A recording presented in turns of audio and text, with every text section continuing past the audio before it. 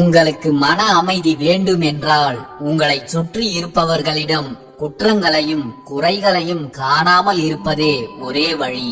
குற்றங்களை பார்க்க தொடங்கினால் சுற்றம் என்று நம்மோடு யாருமே இருக்க மாட்டார்கள். புரியாத விஷயங்களையும் புரியாத மனிதர்களையும் பற்றி எல்லோரிடமும் புகழ்ந்து பேசுவது மிகப்பெரிய தவறு. புரியாத விஷயங்களையும் புரியாத மனிதர்களையும் பற்றி எல்லோரிடமும் இகழ்ந்து பேசுவது அதைவிட பெரிய தவறு. யாரையும் பழி வாங்க வேண்டும் என்று நினைக்காதீர்கள்.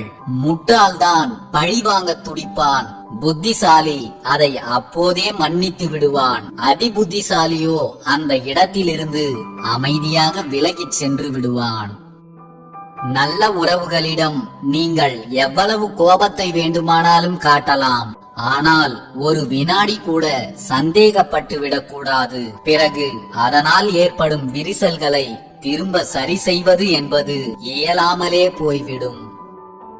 உயர்ந்த மனிதர்கள் என்பவர்கள் வேறு யாரும் இல்லை. தன்னை விட உயர்வான இடத்தில் இருப்பவர்களிடம் பணிவாக இருப்பவர்கள் மட்டுமல்ல, தன்னை விட தாழ்ந்த நிலையில் இருப்பவர்கள் மீதும் பணிவும் அன்பும் இரக்கமும் கொண்டவர்கள்தான் உயர்ந்த மனிதர்கள். நாம் உயர்ந்த மனிதர்களாக இல்லாமல் போனாலும் பரவாயில்லை, மனிதர்களாக இருக்கவாவது முயற்சி செய்வோம். ஒரு மனிதனுக்கு தியாக உணர்வுகள் இருக்க வேண்டும் தான். ஆனால் நம்மை சுற்றி எல்லோருமே சுயநலமாக இருக்கும் போது நாம் மட்டும் தியாகத்தை காட்டினால் நாம் எல்லோருக்கும் முட்டாளாகத்தான் தெரிவோம். மற்றவர்களை பற்றி கருத்து கூறுவதையும் மற்றவர்களுக்கு கருத்து கூறுவதையும் நிறுத்திக் கொள்ளுங்கள். எல்லோருக்கும் கருத்து சுதந்திரம் இருக்கிறதுதான். ஆனால் எப்போதும் நம்முடைய கருத்து இன்னொருவரின் சுதந்திரத்தை பறிப்பதாக மட்டும் இருந்துவிடக் கூடாது. மற்றவர்கள் சரியில்லை என்று எல்லோரையும் குற்றம் சொல்லிக் கொண்டிருப்பவனை விட தன்னிடம் உள்ள குறைகளை கண்டுபிடித்து தன்னை முதலில் சரிபடுத்திக் கொள்பவனே உலகை சரிபடுத்தியவனாகிறான். 1000 குறைகளையும் குற்றங்களையும் தனக்குள் வைத்துக் கொண்டு மற்றவர்கள் மட்டும் எந்த குறையும் இல்லாமல் தூய்மையாக இருக்க வேண்டும் என்று எதிர்பார்ப்பது உண்மையில் மிகப்பெரிய கோமாளித்தனம்.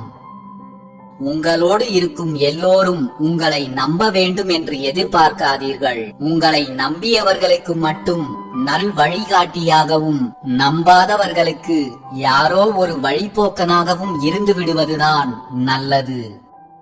உங்களிடம் இருக்கும் பணம், பொன், பொருள் மற்றும் புகழை கொண்டு நீங்கள் பிறருக்கு உதவி செய்ய முடியும். ஆனால் அந்த உதவியை நீங்கள் அன்புடன் செய்ய வேண்டும். அன்பு இல்லாமல் உதவி செய்பவருக்கு எந்த சிறு நன்மையும் உண்டாக போவதில்லை. நீங்கள் ஒருவருக்கு மிக மிக சிறிய அளவில் உதவி செய்தாலும் நீங்கள் அவர் மீது காட்டும் அன்பினால் அது மிக உயர்ந்த மதிப்பை பெறுகிறது.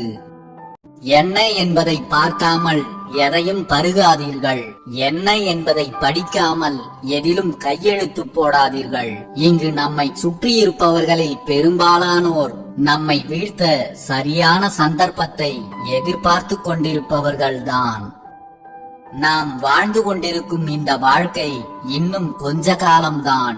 வாழும் வரைக்கும் மனிதர்களை மனிதர்களாக மதித்து எல்லோரிடமும் அன்பாக பழகி உண்மையான சொந்தங்களோடு அன்பை பகிர்ந்து வாழுங்கள்.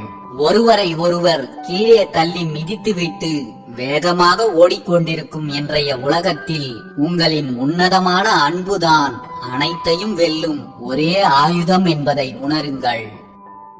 நம்மில் பலருக்கும் மனதிற்கு பிடித்தவர்களையும் அதிக பாசம் வைப்பவர்களையும் தொலைவில் இருந்தே ரசிக்க வைத்து விடுகிறது வாழ்க்கை. ஒருவேளை இந்த இருவரும் உங்களுக்கு அருகில் இருக்கிறார்கள் என்றால் அவர்களை எதற்காகவும் தவற விட்டு விடாதீர்கள். அனைத்தையும் கடந்து போவதுதான் வாழ்க்கை. கவலைகளையும் கஷ்டங்களையும் அவமானங்களையும் தோல்விகளையும் தேவையில்லாத பழிகளையும் துரோகங்களையும் ஏமாற்றங்களையும் வீணான கேலி பேச்சுகளையும் கடந்து போய்தான் நாம் வாழ வேண்டும். இதையெல்லாம் கடந்து போகாமல் யாரும் வாழ்க்கையை வாழ முடியாது என்பதுதான் வாழ்க்கை நமக்கு கற்றுத்தரும் மிகப்பெரிய பாடம். இன்று வாழ்ந்து கொண்டிருக்கிறோம், நாளைய வாழ்க்கையை நாம் எப்படி வாழ்வோம் என்று யாருக்கும் தெரியாது. ஆகவே கோபத்தை தவிர்த்து அன்பை தேடி அன்பை கொடுப்போம். எதுவும் நிச்சயமில்லாத இந்த வாழ்க்கையில் யாருடைய நிம்மதியையும் கெடுத்து விடாமல் வாழ்ந்துவிட்டு போய்விடுவோம். நாம் அழும்போது நம்மை சுற்றி மற்றவர்கள் அமைதியாக நின்று கொண்டிருந்தால் அது நம் பிறந்த நாள். நாம் அமைதியாக கிடக்கும் போது நம்மை சுற்றி இருக்கும் எல்லோரும் அழுது கொண்டிருந்தால் அது நம் இறந்த நாள். இந்த 2 நாட்களுக்கும் இடைப்பட்டதுதான் நமது வாழ்க்கை. எல்லோருக்கும் அவரவர்களின் பிறந்த நாள் எது என்று தெரியும். ஆனால் இறக்கப் போகும் நாள் எது என்று யாருக்கும் தெரியாது.